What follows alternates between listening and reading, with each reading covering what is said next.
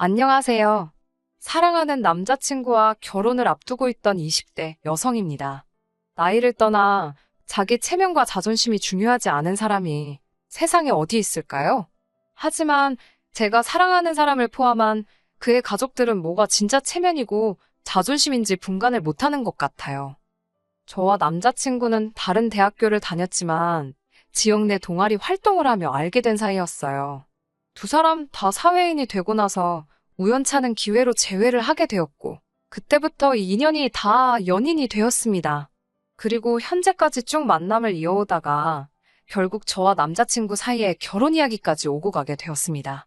남자친구는 안정적인 회사를 다니는 직장인이었고, 저도 제가 일하는 분야에서는 업계에서 최고라고 자부할 수 있을 만한 회사에 다니는 직장인이었습니다. 서로 벌이가 괜찮은 경제적인 뒷받침이 있었지만, 제가 남자친구와 결혼 생각까지 만들게 된 가장 큰 이유는 따로 있었어요. 남자친구가 술을 입에도 되지 않는다는 점이었거든요. 제가 어렸을 적 저희 부모님이 IMF 직후에 많이 고생을 하셨습니다. 동네 작은 메밀국 수집을 시작하셨는데 한참 가게가 자리를 잡고 있던 와중에 외국인 무면 허운전자에게 음주뺑소니 사고를 당하신 적이 있어요. 가해자는 사고 직후 어디로 도망간 건지 결국 붙잡지 못했고 그때 저희 부모님은 다친 몸을 이끌고 장사를 하셨어야 했습니다. 지금은 지방에 분점까지 낼 정도이고 두 분 노후 준비까지 걱정 안 해도 될 정도로 성공하셨지만 그때 두 분이 다친 몸 이끌고 고생하시던 모습이 기억에 남아서 그때부터 자제력을 잃고 술 마시는 사람들만큼은 정말 싫어했거든요. 남자친구도 말하길 할머니께서 과거에 시장에서 원단 장사를 하셨다며 이야기를 꺼냈어요. 수완이 엄청 좋으셔서 큰돈을 버셨고 건물까지 있다고 하더라고요. 아버님하고 삼촌은 할머니 따라서 이 사업 저 사업 하고 계신다고 하고요. 남자친구의 경제적인 상황이나 배경이 저에게는 그렇게 고려해야만 할 상황이 아니었기에 과거 이야기에는 크게 신경을 쓰지 않았습니다. 저희 부모님도 사업을 하고 계시고 아직도 현역에서 뛰고 계시니 남자친구 가족들도 그런가 보다 했어요. 중요한 건 저나 남자친구가 아직 젊다는 것이고 둘 다 탄탄한 직장이 있겠다. 앞으로 잘 될 일만 있겠구나 싶었습니다. 이후로 반년쯤 지났을 무렵 남자친구가 할머님 정정하실 때 결혼해서 손주까지 안겨드리고 싶다며 저에게 정식으로 프로포즈를 해왔습니다. 그동안 제가 봐온 남자친구의 사람됨됨이와 그에 대한 믿음을 바탕으로 남자친구와 결혼을 약속하게 되었어요. 결혼 이야기가 오가기 시작하면서 처음으로 남자친구가 사는 곳에 가보게 되었습니다. 정식으로 인사를 드리러 간 자리는 아니었어요. 남자친구 아버님, 어머님께서 저를 한번 보고 싶다고 하셨다길래 간단하게 인사만 드리러 간 자리였습니다. 그런데 남자친구 집에는 제가 인사를 오기로 되어 있다고 하면서 남자친구의 부모님을 비롯해 할머님과 삼촌까지 모두 모여 계셨습니다. 예상과는 다른 상황에 당황했지만 절 반갑게 맞아주셨어요. 하지만 집에선 30분도 있지 않았고 다들 갈비가 먹고 싶다 하여 갈비집으로 이동하게 되었습니다. 갈비집에 가지 않았다면 저랑 남자친구는 지금도 한창 결혼 준비를 하고 있었을까요? 차라리 거기를 따라가게 된 게 다행이다 싶을 정도예요. 식당에 도착하니 아버님과 삼촌이 특히 신나 보이셨어요. 남자친구가 말하길 두 분 다 엄청난 애주가랍니다. 게다가 술 드시는 속도가 어찌나 빠르신지 무조건 원샷을 하시고 혀가 꼬부라질 때까지 드신다고요. 아버님이 애주가란 이야기를 듣고 나니 왠지 마음이 불편해졌습니다. 특히 혀가 꼬부라질 때까지 드신다는 말을 듣고 나니 영 찝찝하더라고요. 적어도 남자친구가 술을 마시지 않는다는 사실은 변함없었지만 두 분 다 가게까지 차를 끌고 오셨거든요. 대리를 부르시던가 할 거라고 생각했지만 애초에 술을 먹을 계획이셨다면 처음부터 택시를 타던가 하셨으면 좋지 않았을까 싶었어요. 말씀드렸다시피 예전에 저희 부모님이 음주운전 차량으로 인해서 큰 사고를 당하신 적이 있다 보니 저도 그렇고 저희 부모님도 술은 입에 대지도 않았고 술을 싫어했으니까요. 게다가 제 눈에는 말이 좋아해주가지 술 좋아하고 조절 못하는 사람들은 죄다 상종 못할 사람들처럼 보일 수밖에 없었습니다. 하물며 차까지 가져오셨으니 그 모습이 저한테는 좋게 보이지는 않았어요. 아무튼 이래저래 마음이 어수선해지려는 찰나 아버님께서 돼지갈비 6인분과 소주 5병, 맥주 3병을 시키셨습니다. 밑반찬이 깔리자마자 술을 같이 가져다 주시더라고요. 그러더니 대뜸 아버님께서 저더러 한 잔 따라보랍니다. 내키진 않았지만 한 잔 따라드렸어요. 그러자 이번엔 제 차례라면서 방금 아버님이 드시던 술잔에 잔을 직접 채우시더니 그걸 마시라고 제 앞에 내밀더라고요.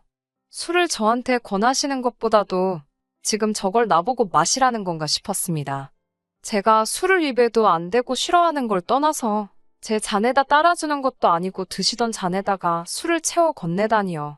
암만실외에서 마스크를 착용하는 게 해제가 되었다고 한들 아직도 재채기만 해도 눈치가 보이는 이 시국에 잔돌리기를 하고 계시니 솔직히 기분이 엄청 나빴습니다.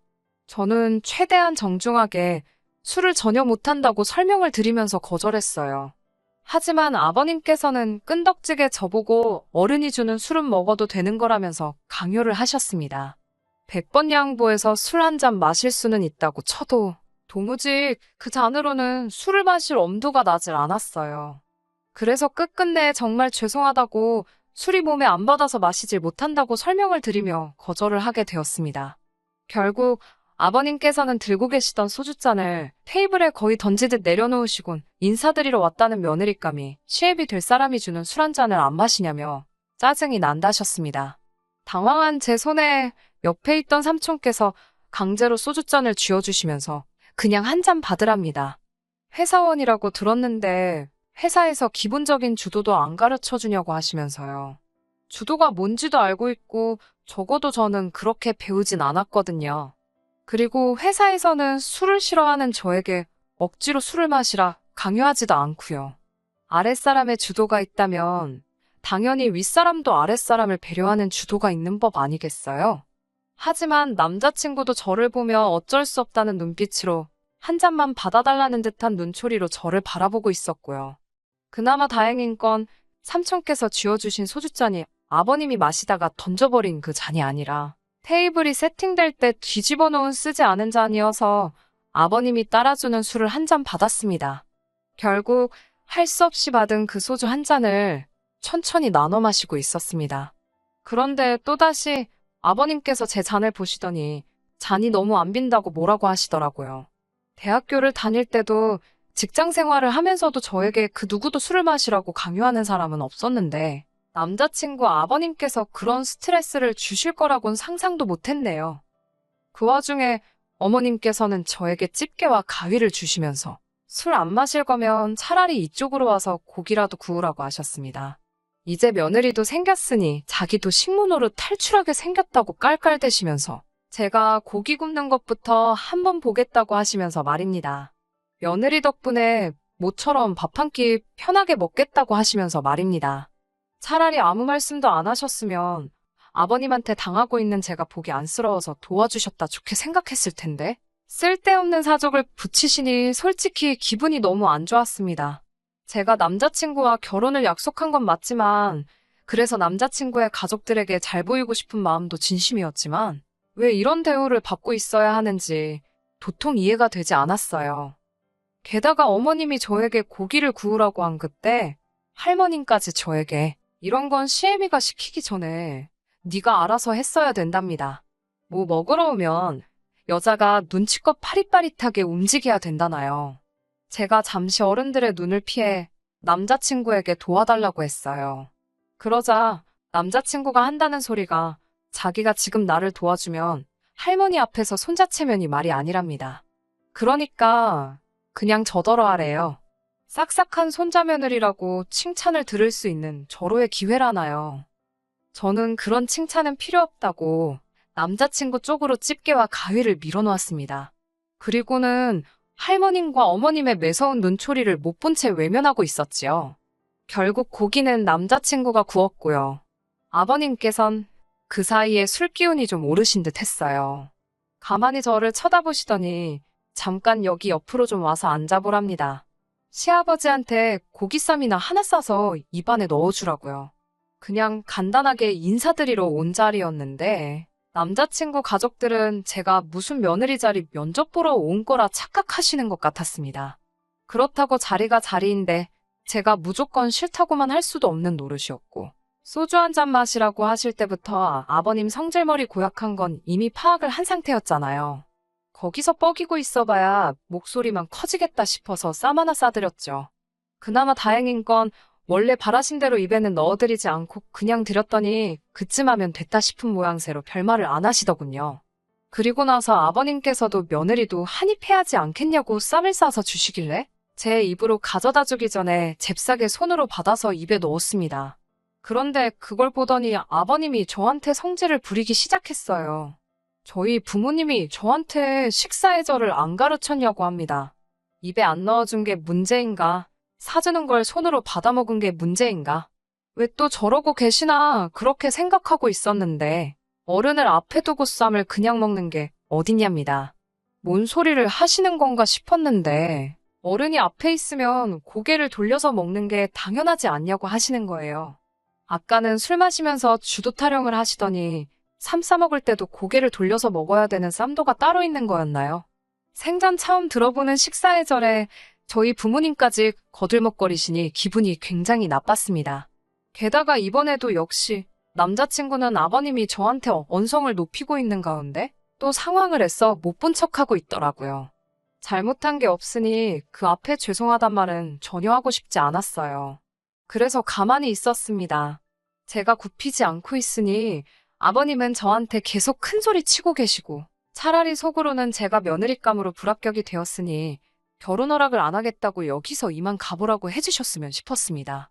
제가 제 발로 그 자리를 뛰쳐나갈 수도 있었지만 그때는 행여나 그게 예의 없는 행동이고 그로 인해 저희 부모님 얼굴에 먹칠을 하게 되지 않을까 싶어서 가만히 있었거든요. 제가 계속해서 아무 말도 없으니 아버님은 어디서 목각 같은 며느리감을 데리고 왔다며 당신은 나긋나긋한 여자가 좋으니 남자친구에게 결혼하면 저를 교육 좀 잘 시켜서 태도 좀 고치게 하랍니다. 술도 좀 배우고 주도도 배우고 기본 예절도 배워서 어른들 있을 땐 어떻게 해야 하는지 좀 배우라면서요. 게다가 어머님과 할머님까지 저더러 식당에 사람들도 많은데 시댁 어른들 체면도 생각 안 하고 싫다 소리만 계속하면 어쩌냐입니다. 옆 테이블 사람들이 저 때문에 당신들을 비웃고 있답니다. 남자친구한테도 너 사귀면서 남자친구라고 제대로 대접이나 받고 사귀었냐며 무안을 주시더라고요. 상황이 이쯤 되니 이미 저는 이 집구석에 잔뜩 질려버렸어요. 어떻게 집안에 정상적인 사람이 한 명도 없는 건지. 그나마 정상이라고 생각했던 남자친구마저 제가 처한 상황에 한마디도 나서지 않고 있으니 아무리 봐도 제가 이런 대우를 받는 게 당연하다고 생각하는 사람인 게 아닌가 싶었습니다. 차라리 결혼 이야기를 꺼내기 전에 나는 내 가족들이 먼저고 내 가족들이 너한테 어떠한 행동을 해도 너가 다 참아야 한다고 말해줬으면 애초부터 결혼하자는 말에 알겠다 대답하지 않았을 텐데 라는 생각이 들더라고요. 아니면 처음부터 자기 가족들이 하자가 있는 걸 알고 있었고 그 사실을 들키면 결혼하려 드는 사람이 없겠다는 확신을 가지고 있었던가? 그래서 어디 눈먼 여자가 있어서 운 좋게 결혼하면 다행이고 아니면 말고 하는 식으로 그런 게 아닐까? 남자친구 머릿속을 들여다볼 수는 없으니 제 생각에는 아무리 생각해도 둘 중에 하나밖에 없겠다고 생각했습니다. 술이 더 들어가자 아버님과 삼촌께서는 별 이야기를 다 꺼내시더라고요. 그리고 그 와중에 제가 미처 남자친구에게서 듣지 못한 이야기들도 있었습니다.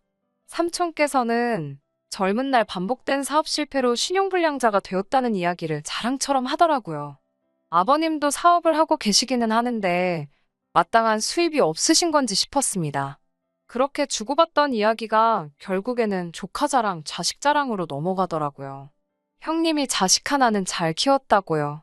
우리 집안 짊어지고 가는 모습이 장하다고 하시는 거예요. 그러면서 알게 된 충격적인 사실은 남자친구의 부모님은 물론 삼촌부터 할머님까지 전적으로 남자친구가 벌어오는 돈에 기대서 살고 있더라고요. 제가 온다고 해서 아버님 댁에 다른 분들이 오셔서 모인 게 아니셨고 그 집에서 5이 온 식구가 모여 살고 있었던 겁니다. 자세히는 모르겠는데 왕년에 잘 나갔을 때 이야기를 계속 꺼내시는 걸 보니 남자친구 말대로 할머님이 돈을 잘 버셨던 건 사실인 것 같지만 아버님이고 삼촌분이시고 두 사람이 사업으로 할머님 재산을 날려먹은 것처럼 보였어요. 그리고 그걸 자랑이랍시고 떠들어대는데 남자친구 배경이 결혼하는데 중요한 부분은 아니었지만 이미 이시가족이 될 사람들의 바닥을 결혼 전에 다 알게 되어버렸는데 그게 끝이 아니라 바닥 아래에 더 깊은 바닥이 있었다는 걸 알게 돼버린 거예요. 몇 년 동안 쌓아올린 남자친구와의 정은 이미 이 자리에서 몇 시간 만에 날아가 버린 지 오래였고 저는 언제쯤 남자친구한테 결혼은 없었던 일로 하고 헤어지자는 말을 꺼내는 게 좋겠나 생각하고 있었습니다. 그 와중에도 남자친구는 제가 자기랑 결혼을 할 것이라 철석같이 믿고 있는지 자기가 가족들을 먹여 살리는 건 우리가 결혼을 해도 달라질 일이 아니라고 말하는 거예요. 어차피 저도 돈을 벌고 있으니 자기가 월급을 받아오면 애초에 그 돈은 없는 셈 치면 된다는 겁니다. 남자친구가 한 달에 300만 원을 번다고 치면 그중에 150만 원은 없는 거다. 그러니 자기 월급이 애초부터 150만 원이었다 생각하라는 거예요. 그런 이야기를 아무렇지 않게 하는 남자친구보다 그 모습을 우리 아들, 우리 조카, 우리 손자 참 장하다 하는 표정으로 바라보는 남자친구 가족들을 보니 왠지 모르게 소름이 다 끼치더라고요. 저는 차라리 그날 일이 하늘이 제게 주신 기회라고 생각했어요. 제 발로 스스로 지옥불 불구덩이에 뛰어들기 전에 그동안 제가 착하게 살아온 걸 봐서 유턴할 기회를 주신 게 아닌가 싶더라고요. 또 저희 부모님 싸잡아서 예의범절이 어쩌고 하는 게 듣기 싫어서 참았는데 이 말도 안 되는 자리에 1분이라도 더 있었다가는 저희 부모님이 저를 자존감도 없게 키우셨다 생각하지 않겠나 싶었습니다. 더 길게 말할 것도 없이 그냥 자리에서 일어나서 저는 이만 가보겠다고 하고 가게 밖을 나왔어요. 그러니 남자친구가 황급히 저를 쫓아나오더라고요. 그러면서 하는 말이 그렇게 그냥 가면 어떡하냐고 자기 가족들이 지가 푸대접을 받으며 산다고 오해하지 않겠냐고 하면서 그냥 갈 거면 계산이라도 하고 가라는 겁니다. 정말 태어나서 싸움 같은 거 해본 적이 한 번도 없는데 남자친구 저러는 꼬라지를 보고 있으니 열이 확 올라서 저도 모르게 뺨을 한 대 후려갈 켜버렸어요. 니네 가족들이 처먹은 걸 왜 내가 내냐고. 어차피 니들 가족이 너가 그러는 거 자랑스러워하는 것 같은데 니 돈으로 내라고 했어요. 그리고 결혼이고 나발이고 그런 게 문제가 아니라 앞으로 나한테 연락하지 말라 했습니다. 저랑 남자친구가 옥신각신하면서 주변이 시끄러워지니 남자친구 가족들도 무슨 일인가 하고 따라 나오더라고요. 마음 같아서는 당장 택시 타고 집으로 가려고 했습니다. 분위기가 험악하니 그제서야 제 눈치를 보면서 누구 하나 나서지 못하는 와중에 남자친구 삼촌분이 해결을 한답시고 나서는 거예요. 현은 완전히 꼬부라져서 저보고 오늘 욕받다면서 원래 시댁 식구들이 어렵고 힘든 거라고 시간이 지나면 익숙해질 거라고 하더라고요. 말 같지도 않은 소리에 대꾸도 안 하고 있으니 제 기분 풀어보겠다며 아무리 그래도 그렇지 이러는 거 아니라면서 당신이 저를 집까지 차로 태워다 줄 테니 그걸로 기분을 풀라는 겁니다. 술을 저렇게 먹은 사람 옆에 타는 것도 싫었고 애초에 무슨 술을 그렇게 먹고 운전이냐 했더니 자기가 운전 경력만 몇 년인 줄 아냐고 하면서 당신은 술을 먹어야 운전을 더 잘한다고 하는 겁니다. 그때는 너무 화가 나서 그랬나 저도 모르게 삼촌분 정강이를 구둣발로 걷어차버렸어요. 으억하는 소리와 함께 다리를 부여잡고 바닥에 주저앉더라고요. 저는 불러놓고 기다리고 있던 택시를 취소시키고 남자친구와 아버지와 삼촌한테 한마디 했습니다. 죽으려면 곱게 혼자 죽지. 엄한 사람 데려갈 생각은 꿈도 꾸지 말라고요. 황천길 가고 싶으면 혼자 가라고 했습니다. 아주 내 앞에서 운전석에 타보기만 하라고 그러면 그 길로 경찰에 신고할 거라고 했습니다. 아까까지는 술 따라봐라, 한 잔 받아라, 고기 구워라 아주 저를 우습게 보던 인간들이 제 앞에 쩔쩔매며 서 있었어요. 남자친구 아버지가 그래도 자기는 술을 덜 마셨으니 다리 불편하신 할머님 때문에 차를 가져가야겠다며 자기는 괜찮지 않냐고 막무가내로 차에 타길래 그냥 아버님이 보고 있는 앞에서 경찰서에 전화를 걸었습니다. 그러니 저한테 너는 부모도 없냐 어쩌고 하면서 또 예의범절을 논하더라고요. 적어도 우리 부모님은 음주운전은 안 하시고 만에 하나 음주운전을 하시면 저는 똑같이 행동할 거라고 했어요. 가게 밖에서 소동이 나고 있으니 무슨 일인가 구경하는 사람들도 남자친구 가족들한테 걸어가라 하면서 같이 저에게 동조해줬고 남자친구 가족대 저 혼자였던 게 주변 사람들까지 가세하고 나니 결국엔 차를 주차장에 두고 집 쪽으로 걸어가더라고요. 효자 났다고 하더니 밥값 내고 5 식구 택시 2대 부르는 건 아까웠는지 다리 불편하다는 할머니 모시고 저만치 걸어가는데 아주 그 꼴이 말이 아니더라고요. 그리고 이틀 뒤 남자친구가 연락을 해왔습니다. 붙잡진 않을 거지만 부탁하고 싶은 일이 있다며 한 번만 만나달라고요. 뭘 만나기까지 하냐고. 할 말 있으면 전화로 하라고 했습니다. 그러니 저를 불러 한다는 소리가 자기가 자존심이 좀 강해서 그렇다며 혹시 우리를 둘 다 알고 있는 주변 지인들한테는 자기가 저를 찾다고 이야기하면 안 되겠냐고 그러더군요. 진짜 끝까지 뭐 이런 찌질한 게 다 있는지. 그런 건 어떻게 말하든 네 알아서 하라고 했습니다. 다만 제 소식을 물어오는 사람들한테는 거짓말을 하지는 않을 거라고요. 혹시나 정말 헤어지게 된 게 저 때문에 그런 거냐 물어오는 사람들에겐 무슨 일이 있었는지 낱낱이 다 말해주겠다고 했습니다. 남자친구는 전화기 너머로 조용하더라고요. 암만 생각해도 자기가 좋은 말 들을 게 하나 없는 거 누구보다 잘 알고 있으니 저러는 거다 싶었어요. 지금 저는 다시 솔로 라이프로 돌아와 즐겁게 살고 있습니다. 다행히 남자친구와 연애하는 동안 제가 어디 사는지 알려준 적이 없었기 때문에 전화번호 하나 바꾸고 나니 두 번 다시 마주칠 일 없이 안전이별을 하게 되었네요.